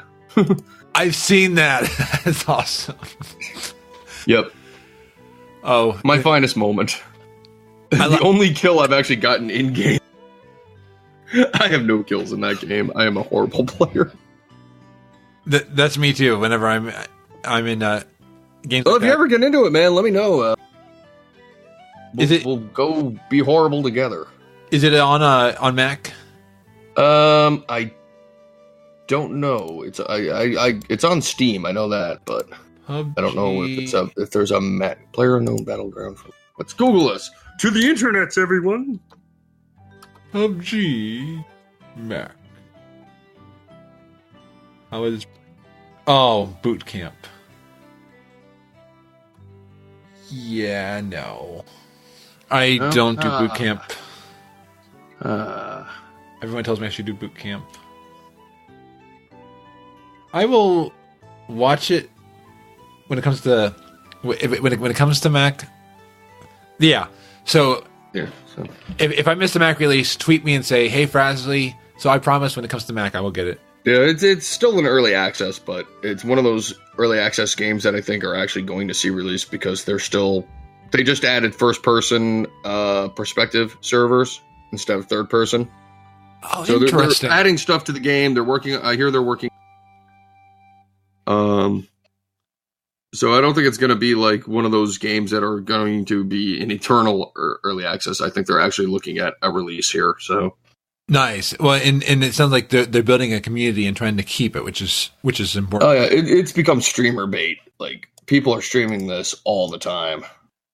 Just like an old surgeon simulator. Yeah. I had fun with that.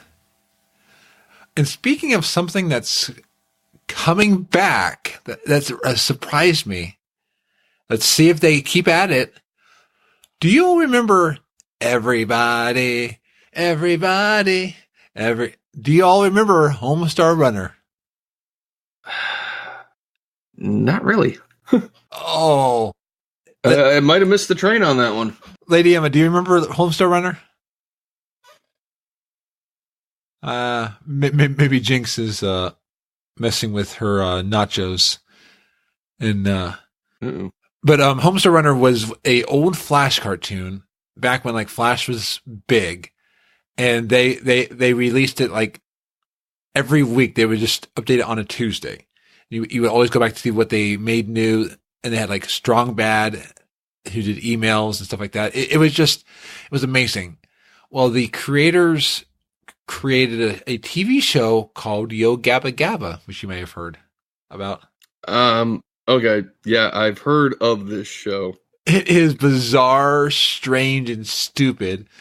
But when I saw that the brother chap who made Homestar Runner made it, I was like, that all makes sense now. So it was their attempt to make a kids show. And then at some point, the site, it's still in Flash. So when you go there, Chrome's like, just so you're aware, this is on Flash. The site's on Flash when you go back there. But they've been uploading their old skits to YouTube. And just this past 2 weeks, they've been uploading a ton of new things. So I think HomestarRunner.com may be back.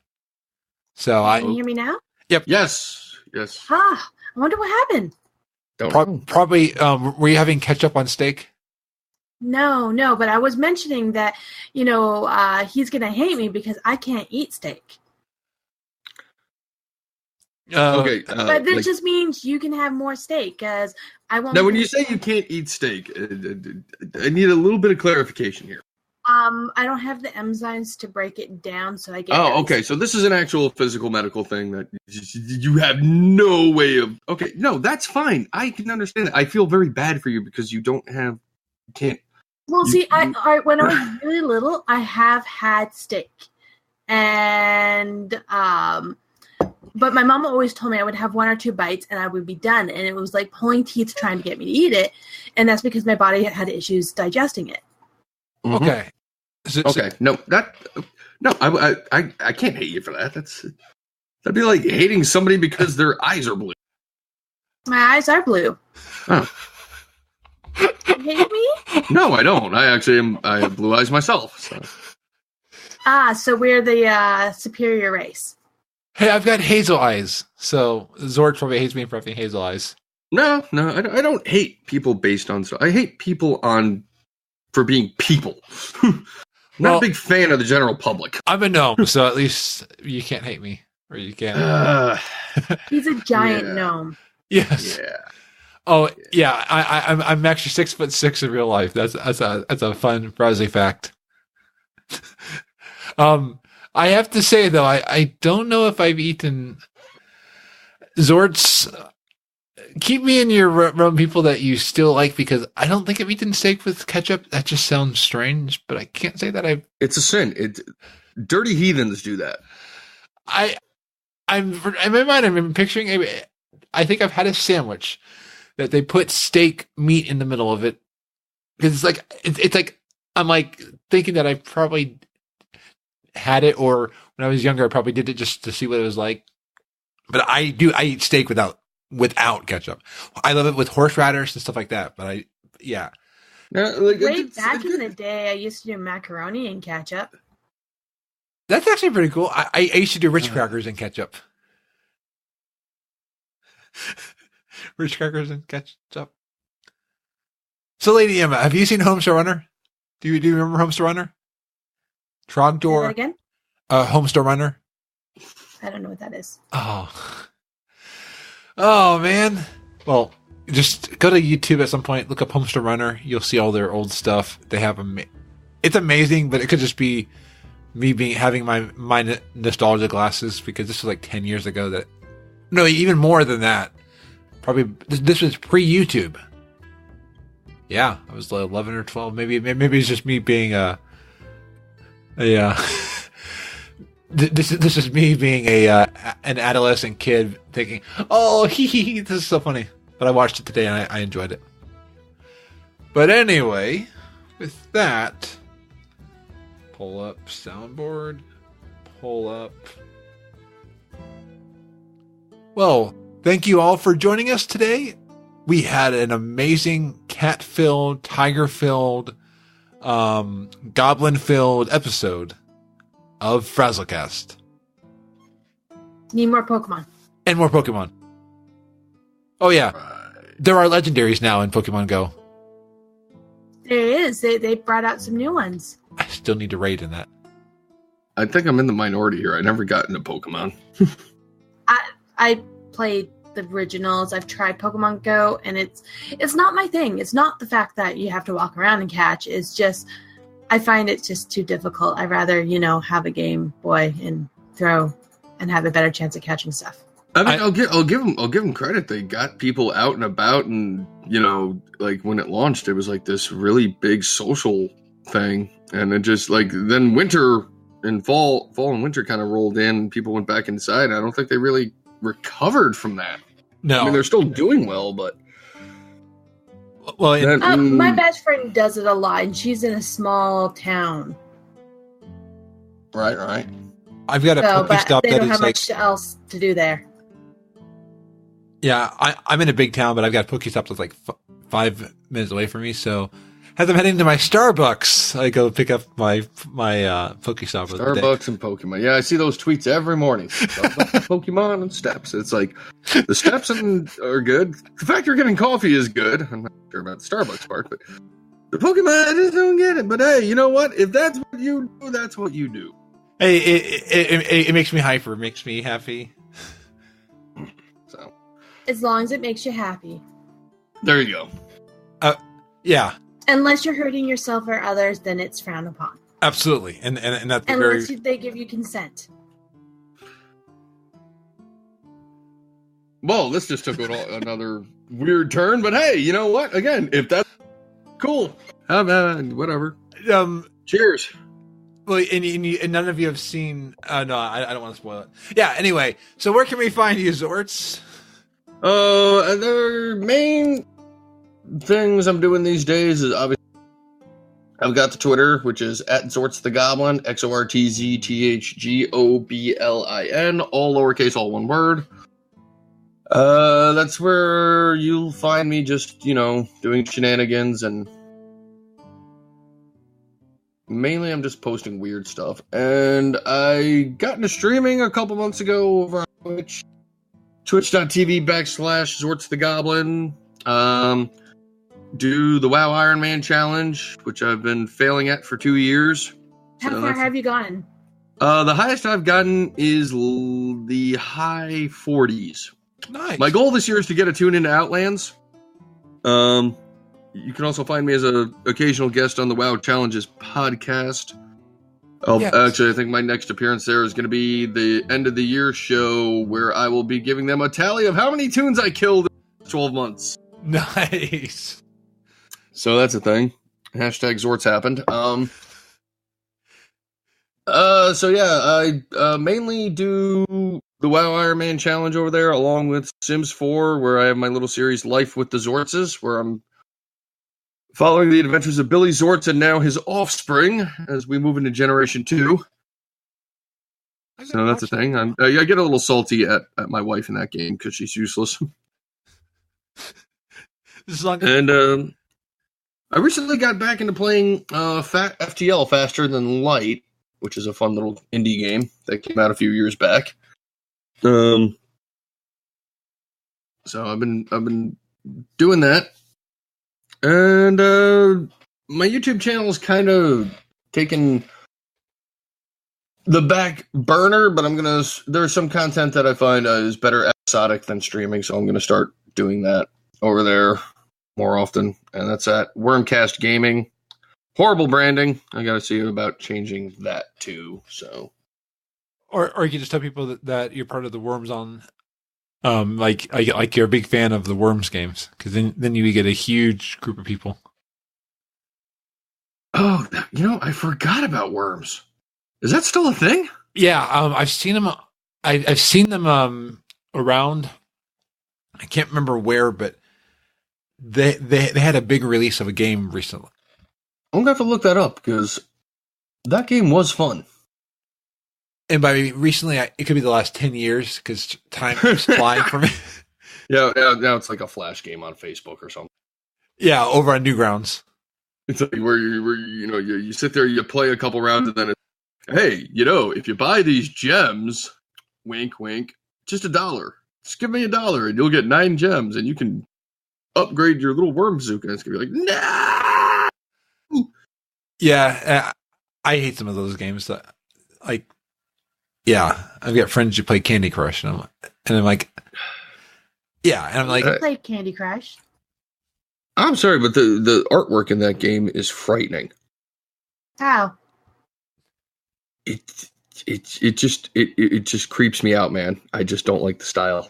Oh, late breaking news: the next expansion, because Activision owns King and Blizzard, the next WoW expansion is going to be called King of the Mountain.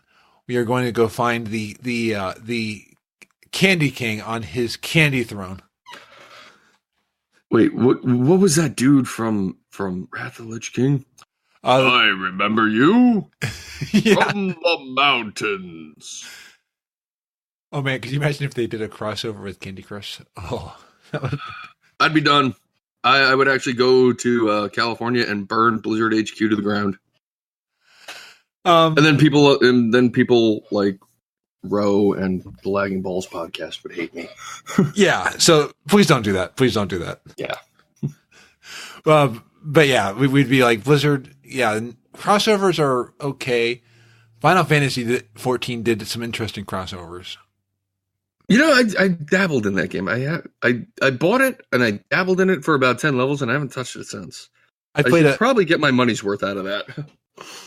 Probably. That game was fun. I enjoyed when I was in it. I was a Lalafell, so I was also a gnome character. Of course you. Yeah. Hey, being 6'6", I want to be short. I want to feel okay, but you want to be short. I can imagine tall people problems. Yeah, I can imagine that. Yeah, I hit my head on things all the time, so it's like, hey, let me be short one day. Mm. But interesting. Lady And Emma. then the thing is, you'll be so used to being tall. If you suddenly woke up short one day, you'd go to get something out of the top shelf of the fridge, and you'd be like, I can't reach it. Oh, my. Yeah. No, that's when they make an invention so they can just stand on something. That's called a step ladder? He wouldn't have it because he's a tall person. If he was to wake up tomorrow and suddenly be like 4'2", he'd be screwed. You can push chairs up against stuff. Now, any kids listening, do not stand on chairs. Stand on I did. chairs. I pushed the chair up to the counter, and then from the counter went on top of the fridge where the cookie jar was and got my cookies. Stand on all the chairs. And watch, we're going to have a kid that's listening to this, and they're going to be like, this person I'm told me to pretty stand on a sure chair. Little kids aren't going to be listening, but teenagers who should stay in school and don't do drugs. Yes, absolutely. And listen to their parents because they probably know best. Unless they're really bad parents, then find better role models. Yeah, like follow Lady Emma on Twitter. Beware is not safe for work sometimes, especially what I saw today while I was at work. I'm like, oh, I think Tiffany's that's all right. Twitter. Yeah, that's on my Twitter.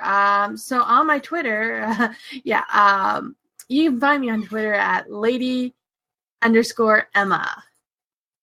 And Watch out for the zucchini. Hey, I haven't showed you my prickly cucumber. at least you didn't send him the towel. Anyway. Oh, the towel was tame. Okay, so it's a towel. Absolutely, It was the absolutely. plastic you had to worry about. So and then you can find me I'm at Frazley-tastic on Twitter. You can also find me at Frazzlecast. I'm a guest there maybe like once a month and stuff like that. So definitely, but yeah, definitely follow all these amazing people on all the interwebs because it's a series of tubes. Oh, do you remember that meme? Series of tubes. There was the senator one time. He was trying to explain the internet. Oh God! You know what? When politicians speak, I just walk away. Same. They don't. I just put in. We're not getting in this. Yeah. Abort! Yeah. Danger! It's a trap. No, I was not making a trap. Danger, Will Robinson. So now is the time when we do our ending one-liners and gags, but now we've prepared the audience for it. So, Xortz, what's your if you have a punchline or something like that? Oh, wow! On the spot.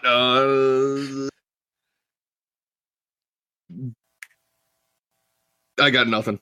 Okay, yeah, that's perfect. Time is money, friend. Yeah, be awesome to all, and if there are people that you disagree with, understand that they may have a different point of view, but try not to get upset with them. I just try to have empathy for people that you may not agree with. Lady Emma, your turn. Well, don't forget to eat Milo cookies. They're And I golden. mean it. You want Milo cookies, not the other guys. Mine are Golden free. They don't corrupt you. I think Xortz is actually selling cookies now. I think he's selling like new and improved cookies. Yeah, they'll blow your mind. Literally. Mine's better. Just everyone remember that. Just watch out for the cat hair. I have never had cat hair. It's a in good my source of food fiber. before. Yeah, that is true. It is definitely a good source of fiber. Keeps you regular. Is that why all the in the cafeterias the lunch ladies would sometimes not wear hairnets just so that way they can give us better fiber? Well, with the schools and all that, they put restrictions on how much they can spend, so they got to get their money's worth. That is true. I just I don't know. Well, to quote Animaniacs, good night, everybody. Faboo.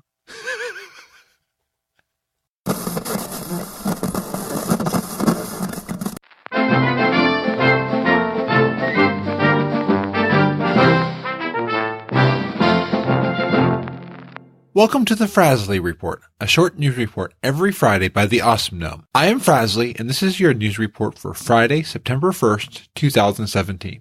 Despite warnings from others and Argus being in the sky, the new Stormheim bypass walkway is finally open. The project was supposed to help alleviate the increased traffic through Stormheim due to the expansion launch in August of last year. With everyone going to Argus, traffic has returned to normal. Except for alts, world quests, and gatherers, most of who now fly, Stormheim is no longer congested. This project has raised concerns over where funds are going. Our reporters talked with project manager Fiargo Hamar. Mr. Hamar says the project was started months ago, before Illidan put Argus in the sky. The project leads had refused to read up on patch 7.3 speculation or Wowhead rumors, so they were completely caught unaware this week, despite multiple dialogue attempts by Stormheim residents. Local resident Gisela Ingminsonder, I hope I pronounced her name right, I don't think I did, told us that she is still pretty upset that the local municipality decided to put money into a project like this bypass. The residents even held a town hall meeting and tried to voice their complaints after hearing the patch speculation on all of the podcasts. The government simply responded, "Spoilers!" over and over, their hands in their ears going, nah, nah, nah, nah, nah, not listening, nah,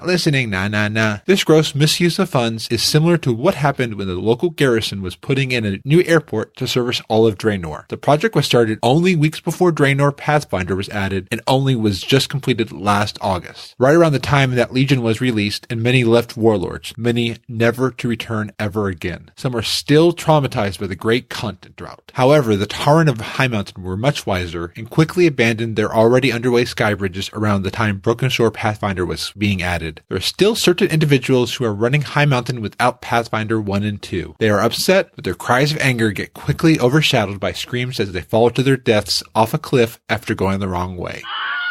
Thank you for tuning in to the Frazley Report. You can find us at FrazleyReport.com. Remember to be awesome to all and have a great weekend. We'll see you here next Friday. I'm off to Argus for more questing.